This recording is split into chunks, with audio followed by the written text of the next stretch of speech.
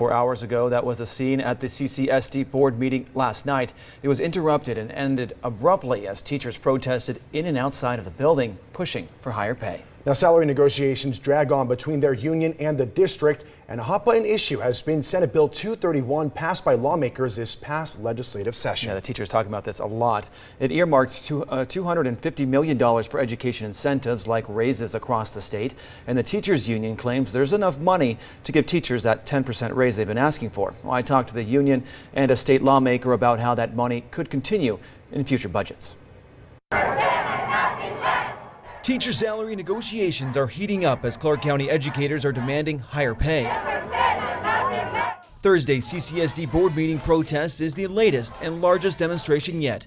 The teachers union has been pushing for a 10% raise, and the district came out Wednesday with a 6.85% raise. But the union says that is not good enough. They feel totally disrespected, and it's not because there's not enough money.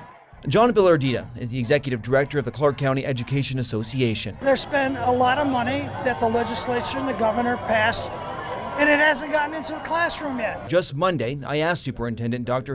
Jara about why that money hasn't been used. It's one-time money.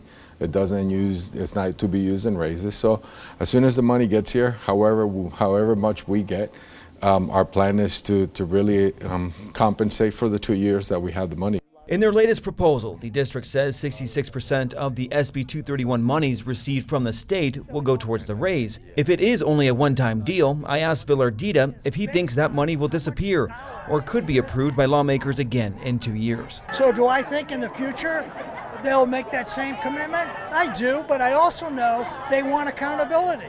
They want to see are our kids going to learn. State Assemblyman and CCSD teacher Ruben De Silva joined Thursday's protest. We asked him about SB 231. I, as a lawmaker, can attest we actually put the money aside and made sure that the money was there. SB 231 isn't going to sustain pay raises for 20 years or 10 years, but it gets us to a place where we can create a new threshold. Do you think down the line in 2 years that lawmakers will get that money in place again to continue this, or they might have to even do more? I am very optimistic that lawmakers will make sure that all the allocations that we need to make to uphold these wages and these pay raises are made.